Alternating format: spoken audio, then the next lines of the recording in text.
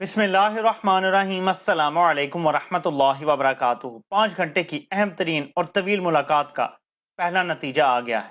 آپ کو دکھاتا ہوں کہ یہ کتنا اہم نتیجہ ہے اور اس سے آگے آنے والے حالات کا بخوبی اندازہ آپ کو ہو جائے گا۔ لیکن سب سے پہلے تھوڑی سی بات کر لوں کہ عمران خان کا جو سائفر کیس میں ضمانت کا کیس آج لگا ہوا تھا، جس جج نے بڑک ماری تھی کہ میں دلاور نہیں ہوں، میں دلیر ہوں، وہ 1 ہفتے کی چھٹی پہ چلا گیا ہے۔ پیر والے دن انہوں نے عمران خان اور شاہ محمود قریشی کی ضمانت کی درخواست سننی تھی۔ فوری طور پہ یہ رد عمل آیا کہ ایک اور جج فرار ہو گیا ہے۔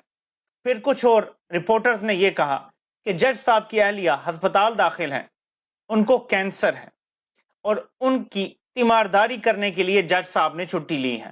جمعے والے دن کے بارے میں بھی یہی بتایا جا رہا ہے کہ جج صاحب جلدی جانا چاہ رہے تھے وہی اہلیہ کے علاج کے سلسلے میں۔ لیکن ایک اور چیز یہاں سامنے آتی ہے کہ جب ایک جج صاحب چھٹی پہ جا رہے ہیں تو کسی ڈیوٹی جج کی کیوں ڈیوٹی نہیں لگائی گئی؟ کیوں نوٹیفیکیشن پہلے سے نہیں آیا کہ یہ جج صاحب میری جگہ کیس سن سکیں گے؟ یا جو بھی طریقہ کار ہے رائے جس ٹائم، وہ کیوں نہیں کیا گیا؟ یہاں سے آپ کو سارا کھیل اور ساری کہانی سمجھ آ جائے گی۔ نواز شریف کے پلیٹلیٹس کم تھے یا نہیں تھے، لیکن ایک ہسٹری تھی کہ نواز شریف کی دل کی سرجری ہو چکی ہے آج سے 20 سال پہلے۔ اس کا استعمال کیا گیا اور نواز شریف کی بیماری کا بہانہ بنا کے نواز شریف کو ملک سے فرار کروایا گیا۔ جب کچھ ایسا کیا جاتا ہے تو اس میں تھوڑی سی سچ کی آمیزش بھی ہوتی ہے۔ طریقہ تو یہ تھا کہ عمران خان کی ضمانت کا کیس جو ڈیوٹی جج سے وہ سن لیتے۔ ڈیوٹی جج پہلے عمران خان کی 6 ضمانتوں کی درخواستیں خارج کر چکے ہیں۔ ڈیوٹی جج تب بھی یہ کہہ سکتا تھا کہ جج صاحب چھٹی پہ گئے ہوئے ہیں جو آپ کا کیس سن رہے ہیں، تو جب وہ آئیں گے تو آپ ان سے لے لیجئے گا ضمانت۔ لیکن اس کا فیصلہ دے دیا گیا جب عمران خان کو سزا سنانی تھی ایک جعلی توشہ خانہ کے جھوٹے کیس میں، بھونڈے کیس میں، تو چھٹیاں کینسل کروا کے ایک جج کو روکا گیا 5 دن کے لیے کہ ان کا فیصلہ کرو فوراً۔ اب اگلی تاریخ لگی ہے جمعرات کی۔ میری جو انڈرسٹینڈنگ ہے کہ جمعرات والے دن بھی جج تو آئیں گے نہیں، کیونکہ انہوں نے تو پورے ہفتے کی چھٹی لی ہوئی ہے، جمعے تک کی چھٹی ہے، وہ تو ہفتے کو صرف بیٹھیں گے ایک دن۔ میری جو انڈرسٹینڈنگ ہے اب یہ معاملہ اگلے ہفتے تک چلا جائے گا، منڈے ٹیوزڈے تک۔ اس دوران ایک اور ڈیولپمنٹ پہ غور کریں۔ پرویز الہی کی طبیعت خراب ہو گئی اٹک جیل میں، وہ اسی جیل میں ہے جہاں عمران خان ہے۔ ان کو پیمز اسپتال لایا گیا اور وہاں سے ان کو اب واپس اٹک جیل لے کے جایا جا رہا ہے۔ آخری اطلاعات آنے تک وہ واپس جا رہے تھے۔ میری جو انڈرسٹینڈنگ ہے، کوشش یہ ہے کہ پرویز الہی کے ذریعے عمران خان کو پیغام دیا جائے، جو بھی پیغامات باہر بھی دیے جا رہے ہیں اسی طرح کا، کہ آپ سائڈ پہ ہو جائیں، مائنس ہو جائیں، ملک سے چلے جائیں، پارٹی کسی اور کے حوالے کر دیں۔ اب تو پرویز الہی پہ بھی اتنا اعتماد ڈیولپ ہو جانا چاہیے، انہوں نے بھی بڑی مشکلیں برداشت کی ہیں، میں کوئی شک نہیں ڈالنا چاہتا، لیکن کیونکہ ایک اعتماد ڈیولپ ہو گیا ہے نیچرلی، تو پرویز الہی کے ذریعے بہت اپروپریٹ بنتا ہے پیغام بھیجنا۔ تو ایسا پیغام ہو سکتا ہے، یہ میرا تجزیہ ہے ڈاٹس کنیکٹ کر کے۔ اور جو وہاں پیغام دیا گیا ہے عمران خان کو، اس کا جواب لینے کے لیے اور اگلی ہدایات لینے کے لیے پرویز الہی اسلام آباد آئے ہیں، پیمز میں، گو کہ اپنا چیک اپ کروانے آئے ہیں، لیکن میرے خیال میں وہاں پہ جو ڈاکٹر ہوگا وہ کوئی اور ہوگا، اصل ڈاکٹر نہیں ہوگا۔ یہ میرا تجزیہ ہے اس سچویشن میں۔ اور اس کے بعد اب وہ دوبارہ اٹک جائیں گے اگلا پیغام لے کے، اور یہ سوال جواب چلتے رہیں گے۔ کریک ڈاؤن کا ایک نیا سلسلہ تیز تر ہونے جا رہا ہے۔ عمران خان کی سب سے زیادہ سپورٹ والے جو بھی علاقے ہیں، کام اب وہاں سے شروع کیا جائے گا۔ پی ٹی آئی کے حامیوں کی ایک لسٹ خاص طور پہ میاں والی پولیس کو دے دی گئی ہے، ان پر منشیات کے کیسز بنائے جائیں گے۔ پولیس کے کچھ لوگوں نے جب یہ حرکت کرنے کی مخالفت کی تو ان کو راجن پور ٹرانسفر کر دیا گیا اور ان کو کہا گیا ہے کہ ان کو کچے کے علاقے میں جو آپریشن ہو رہا ہے وہاں بھیجو۔ لوگوں کے گھروں میں گھس کر خواتین سے بدتمیزی نہ کرنے والے پولیس والوں کی بھی لسٹ بنی ہے اور ان کو دور دراز علاقوں میں ٹرانسفر کیا گیا ہے۔ تو جو پولیس والا نہیں مانتا، یا اس کو کچے کے علاقے میں آپریشن کے لیے بھیج دیا جاتا ہے، یا اس کو کسی دور دراز علاقے میں پوسٹ کر دیا جاتا ہے، اور اس خوف سے باقی پولیس والے خاموشی سے یہ سارے کام کر رہے ہیں۔ تو یہ میرا کام تھا آپ کو اطلاع دینا، خبر دینا کہ اب ایک نیا کریک ڈاؤن کا سلسلہ شروع ہونے والا ہے۔ اور یہیں سے میں آتا ہوں اگلی چیز کی طرف۔ ایک 5 گھنٹے کی طویل ملاقات کی گئی کاروباری حضرات کے ساتھ، اور انہیں یہ یقین دلایا گیا کہ پاکستان میں اب انویسٹمنٹ بھی آئے گی، پولیٹیکل سٹیبلٹی، سب کچھ ہو جائے گا، ڈالر بھی ٹھیک ہو جائے گا، اسمگلنگ بھی بند ہو جائے گی، بس آپ انویسٹمنٹ کریں، خود بھی کریں، باہر سے بھی لے کر آئیں۔ یہ کاروباری حضرات سے میٹنگ تھی۔ اس کے بعد پہلا نتیجہ کیا آیا ہے وہ آپ کو بتاتا ہوں، اور پھر اس کے بعد بتاتا ہوں کہ کیوں نتیجہ نہیں نکل سکتا۔ اس کے لیے آپ دیکھیں کہ ڈالر کی قیمت 332.5 تھی اس اہم ترین میٹنگ سے پہلے جہاں تسلیاں دی گئیں لوگوں کو یقین دلایا گیا.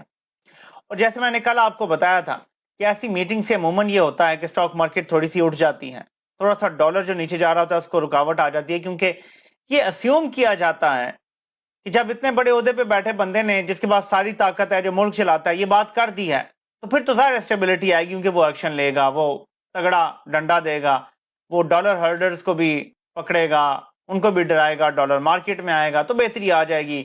اگر اس نے کہا ہے کہ میں سمگلنگ بند کروں گا تو وہ کر سکتا ہے, طاقت تو ہے اس کے بعد, اس کی مرضی کے بغیر تو پرندہ نہیں پار مار سکتا بارڈر پہ. تو یہ یقین ہو جایا کرتا تھا, لیکن اس بار ناظرین نتیجہ اس کے مختلف نکلا ہے, اور آج ڈالر کی قیمت اوپن مارکیٹ میں 332 سے اوپر جا کے 334 پہ آ گئی ہے. 334.15 پہ اب ڈالر اوپن مارکیٹ میں بک رہا ہے, لیکن اگر آپ لینے جائیں تو 340 کا بھی آپ کو نہیں ملے گا. اس قدر بری صورتحال ہے. ہم نے ابھی سپٹمبر میں اپنے قرضے کی ایک پیمنٹ بھی کرنی ہے, امپورٹس بھی آئی ایم ایف کے معاہدے کی وجہ سے کھل گئی ہیں, اور ایسے میں ڈالر کی مسلسل قیمت اوپر جانا پاکستان کی تباہی کی ریسپی ہے. اب آپ مجھ سے سوال کریں کہ کیسے معیشت ٹھیک ہوگی جب اتنے بڑے عہدے پہ بیٹھے بندے نے کہہ دیا میں سب ٹھیک کر دوں گا, ایسے میجک وانڈ گھماؤں گا اور سب ٹھیک ہو جائے گا. تو پھر کیوں نہیں ٹھیک ہو رہا؟ یہ مارکیٹ نے ایسے کیوں رسپونڈ کیا ہے؟ ورنہ مارکیٹ میں تو ڈالر کو ایک دن میں $0.7 نیچے آ جانا چاہیے تھا. اس سے زیادہ خوف تو اسحاق ڈار کا تھا مارکیٹ کو کہ یہ نہ ہو یہ آ کے ڈالر کا ریٹ روک دے, جو کہ اس نے روکا اور معیشت تباہ کی. تو 5-6 روپے تو تب بھی کم ہو گیا تھا, لیکن کل کی میٹنگ کے بعد 5-6 روپے کم کیا ہوتا, 2 روپے مزید بڑھ گیا ہے ریٹ. اس کی وجہ یہ ہے ناظرین کہ معیشت کسی ویکیوم میں نہیں کھڑی ہوتی, نہ سرمایہ کار کسی کا سگا ہوتا ہے. سرمایہ کار اتنا بروٹل اور اتنا لیتھل ہوتا ہے نا کہ وہ اپنے سگے باپ کی بھی نہیں مانتا. وہ سرمایہ کاری میں اپنا منافع, اپنا فائدہ دیکھتا ہے, اپنے پیسے کی سیکیورٹی دیکھتا ہے. کیا جس ملک میں آئین نہیں ہے, قانون نہیں ہے, جس ملک میں کسی کا گھر کاروبار محفوظ نہیں ہے, اگر ایک دن آپ سے کچھ غلطی ہوگی تو آپ کی بزنس توڑ دیے جائے گا, فیکٹری بند کر دی جائے گی, ورکرز کو ننگا کر کے مارا جائے گا, کیا ایسی جگہ پہ انویسٹمنٹ ہو سکتی ہے؟ ایک طرف راوی یہ خبریں چلاتا ہے, ٹاؤٹ جو ہے, کہ قیامت کبریٰ آنے والی ہے, اتنا ظلم ہوگا لوگوں کے اوپر, تو آپ لوگوں کے اوپر ظلم کریں گے, اس جگہ پہ انویسٹمنٹ کیسے آئے گی؟ مجھے بتا دیں, یہ دونوں چیزیں ساتھ ساتھ کیسے چل سکتی ہیں؟ ایک اور ٹاؤٹ یہ کہتا ہے کہ سعودی عرب اور چین نے کہا ہے کہ معاشی استحکام لے کر آئیں, سیاسی استحکام لے کر آئیں تو ہم آپ کے ملک میں انویسٹمنٹ کریں گے. یہاں پہ ترجمہ یہ لیا گیا ہے کہ کیونکہ سعودی عرب اور چین خود جمہوریتیں نہیں ہیں, تو اس کا مطلب ہے انہوں نے یہ کہا ہے کہ اپنی اپوزیشن کو کچل کے رکھ دو, اس لیے ہم عمران خان کو کچل دیں گے تو سیاسی استحکام آ جائے گا. ان کو یہ نہیں سمجھ آ رہی کہ 80% لوگ جن کو آپ لانا چاہتے ہیں ان کے خلاف کھڑے ہیں, 80% لوگ آپ کی کسی پالیسی کے ساتھ نہیں کھڑے ہوئے. سیاسی استحکام تب آئے گا جب 80% لوگوں کی بات مانی جائے گی. اس کا تعلق عمران خان کے ہونے نہ ہونے سے نہیں ہے, عوام کی مرضی سے ہے. تب تک سیاسی استحکام نہیں آ سکتا. اور اس لیے میں دیکھ رہا تھا ابھی شہزاد اکبر صاحب نے ایک خبر دی ہے کہ پنڈی میں کچھ سمجھدار لوگ جو اپنے آپ کو عقل کل سمجھتے ہیں, وہ سر جوڑ کے پھر بیٹھے ہوئے ہیں کہ یہ جو عمران خان کو ہم مائنس کر چکے ہیں, جو عمران خان کو ہم نے ریڈ لائن لگا کے نکال دیا ہے سیاست سے, اپنا تو ان کا یہی خیال ہے. تو ایک بہت بڑا ویکیوم کریٹ ہو گیا ہے. اب جہانگیر ترین کو لانچ کیا وہ فیل ہو گیا ہے, پرویز خٹک کو لانچ کیا وہ فیل ہو گیا ہے, شہباز شریف اور نواز شریف کی عوام میں مقبولیت بالکل ختم ہو چکی ہے. آصف زرداری ویسے بھی قابل قبول نہیں ہو سکتا, اس کے اوپر بہت بڑے بڑے داغ ہیں اور عوام تو اس کو کسی صورت بھی قبول کرنے کے لیے تیار نہیں ہے. کیا کوئی ایسا سیٹ اپ ہو سکتا ہے جس میں ہم تمام پارٹیوں سے ایسے لوگوں کو نکالیں جو ناراض ہوں اپنی اپنی پارٹیوں سے, لیکن ٹیکنوکریٹ ٹائپ, بظاہر لائق لیکن صاف لوگ نظر آتے ہوں ہر پارٹی کے, اور ان کو ملا کے ایک ایسی جماعت کھڑی کر دی جائے جو ویکیوم کو پر کر سکے؟ پھر میں سمجھاؤں گا ان سمجھداروں کو جو بھی وجہ ہے, جو بھی وجہ ہے, آپ کی جو بھی مجبوریاں ہیں, یوکرین کی جنگ مسئلہ ہے, جس بھی ملک نے آپ کو ڈنڈا دیا ہوا ہے, آپ کو بھارت سے مسئلہ ہے, بھارت نے کہا ہوا ہے جی کہ عمران خان قبول نہیں ہے, اسرائیل نے کہا ہوا ہے, امریکہ نے کہا, جس نے بھی کہا ہے, پاکستان صرف تب ٹھیک ہوگا جب عوام کی مرضی کی حکومت آئے گی, اس کے بغیر ٹھیک نہیں ہو سکتا. اب ہم اس پوائنٹ پہ چلے گئے ہیں. اب عمران خان سے میں کیوں سمجھتا ہوں کہ انہیں بات کرنی پڑے گی, اور عمران خان کا سب سے بڑا اتحادی کون ہے اس ٹائم؟ عمران خان کا سب سے بڑا اتحادی ان کی اپنی جماعت نہیں ہے. عمران خان کا سب سے بڑا اتحادی پاکستان کی عوام بھی نہیں ہے. نہ قانون سے ریلیف ملے گا, نہ کہیں اور سے ریلیف ملے گا.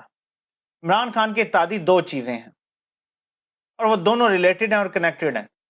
سب سے بڑا جو عمران خان کا اتحادی ہے نا, وہ ان کی انکمپیٹنس ہے, ان کی نااہلی ہے.